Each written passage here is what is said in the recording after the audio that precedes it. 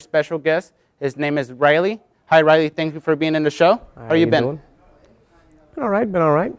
Reilly, so can you please tell us how did you get into the music? How did you fall in love with that?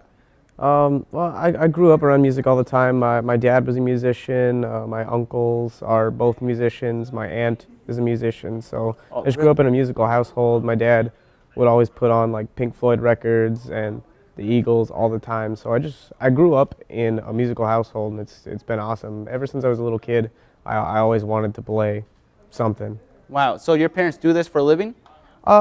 No, my dad did some stuff around town for a while. He just kind of settled down, had a family, started some career stuff. I actually still play around town at a couple venues with my dad sometimes. It's pretty cool.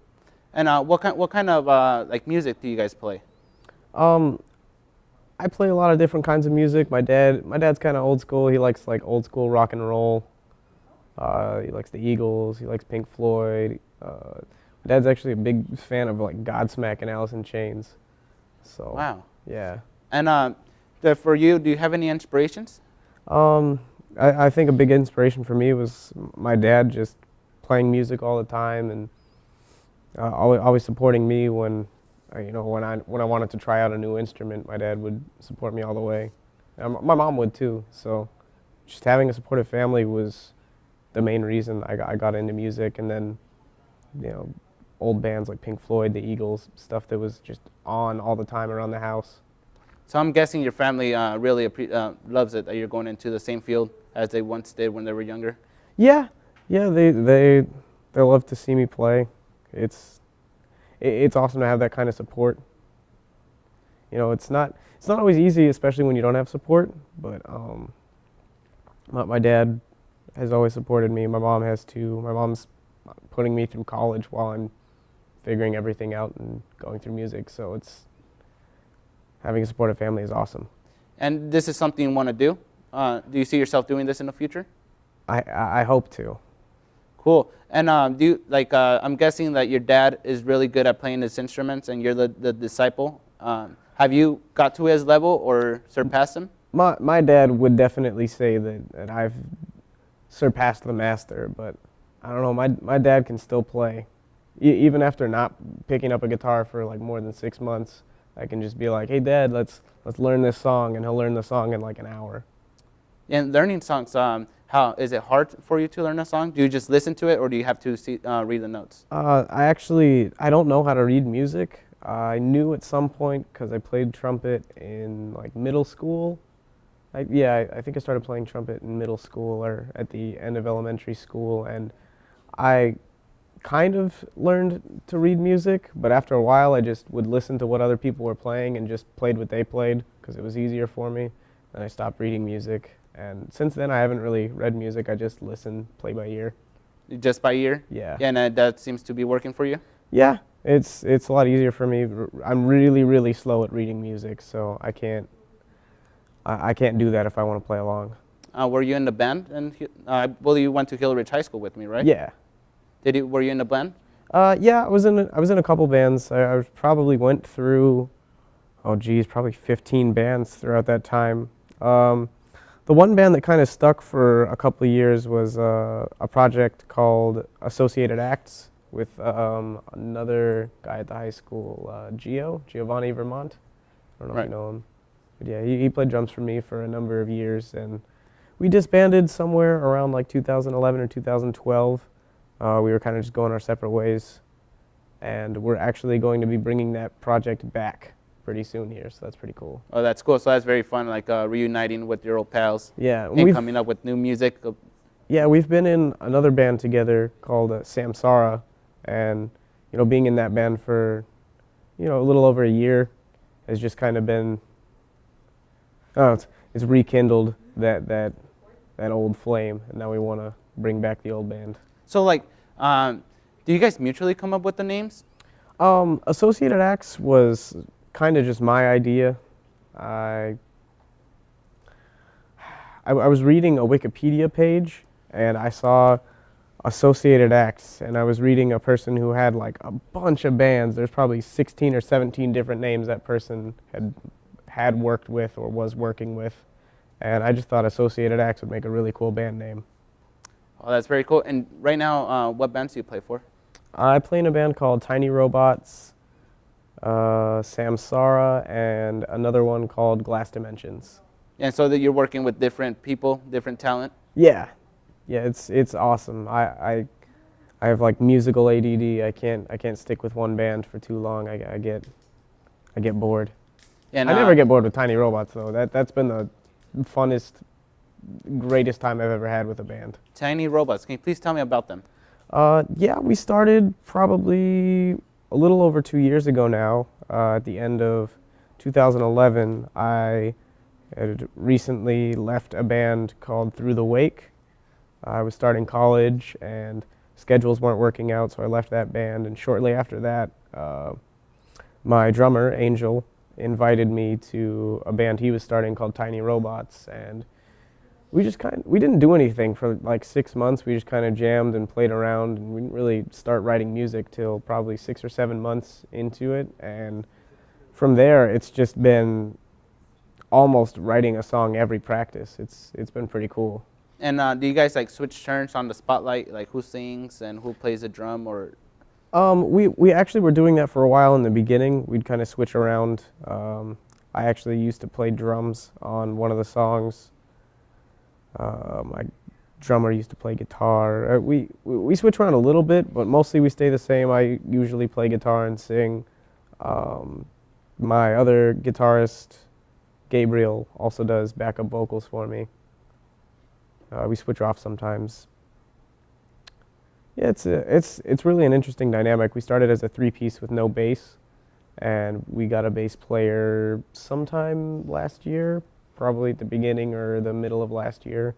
And the whole reason we had him join our band, our buddy Joe, is we were hanging out with him like pretty much every weekend.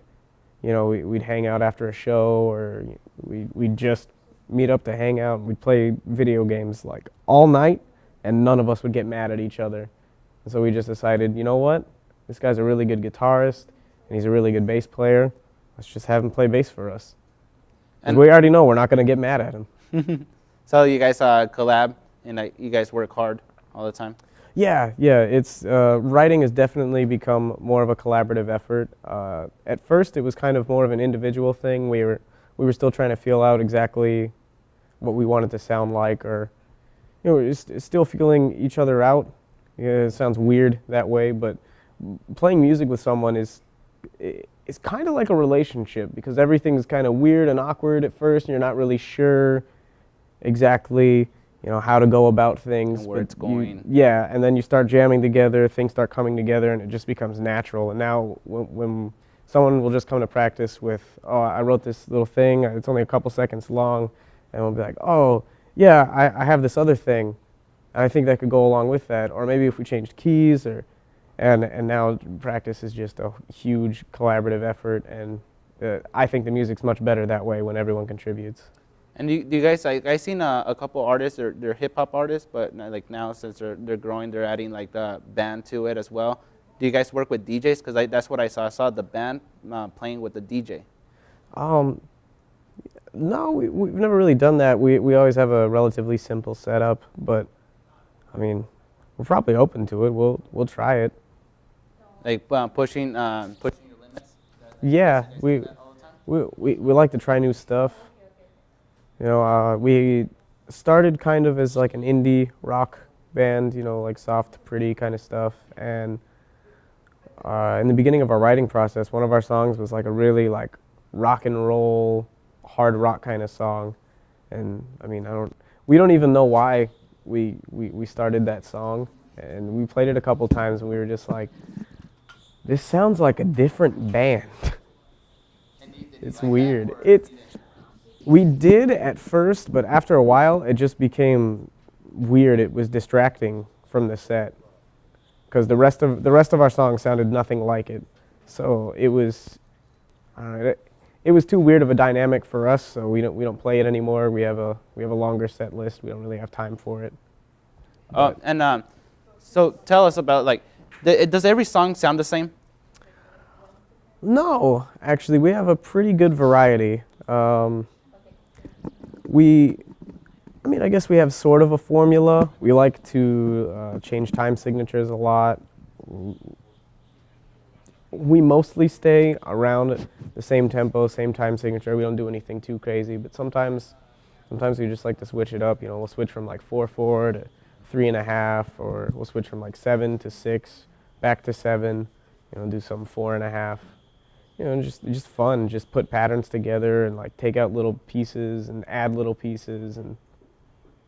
And I'm guessing like like when I do my video stuff, I feel like a kid when I do it, and I'm guessing you feel like a kid. Oh. Like, I can't believe I'm doing this for a living. Like, I can't believe. I wish it was really for a living. You know, it's not quite sustainable. I don't really make money at it, but I'm trying.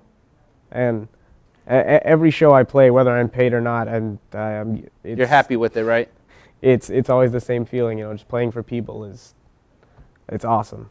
It's like being a little kid again. And you guys have any local performances or anything coming up soon? I actually put together a benefit show for a former coworker of my dad's who was recently diagnosed with cancer. And I'm sorry to hear that. Yeah, he hasn't been able to work, and as a result was dropped from his insurance and is paying for his own cancer treatment. And his new insurance plan doesn't kick in for a couple more months, so putting together a benefit show for him, and you know, taking donations just to give him a little something to work with, because cancer treatment is expensive. And we're trying to beat that. Can you please tell us where where it's going to take place? We'll be at Hefe's. That's on 3rd Street. The address is 796 West 3rd Street. It'll be February 21st. And so how are you dealing with that? I've actually only met the guy once in my life, and I know that sounds weird, but I was at the grocery store with my dad, and he recognized an older guy. I didn't really recognize him. You know, sometimes I go visit my dad at work, talk to him for a little bit, and I'll see his coworkers, and he said, "Oh, this is my friend Gene." And I remember him mentioning Gene a few times before. I didn't know much about him, and then I came to find out probably a couple weeks later that he had been diagnosed with cancer in his lymph nodes, possibly in his pancreas at the base of his skull. That and sucks. it was just it was just one bad thing after another, just hearing that story. And I immediately talked to Jeff, the owner of Hefe's, and said, "Hey, I want to throw a show for this guy because this sucks, and this is something I can do." Like, I don't know what to do in that situation, you know? But I just want to help him out because that sucks. Okay, well, thank you for your time. Absolutely. Can we find you somewhere? Yeah, look up Tiny Robots on SoundCloud and on Facebook. Awesome. And our TV show it has a replay dates. It's from 4:30 and 11:30, and also it's played daily. So you guys, I want you guys to watch it on YouTube or here at the AWC TV channel. And would you play a little tune for us as the credits go by? Yeah, sure.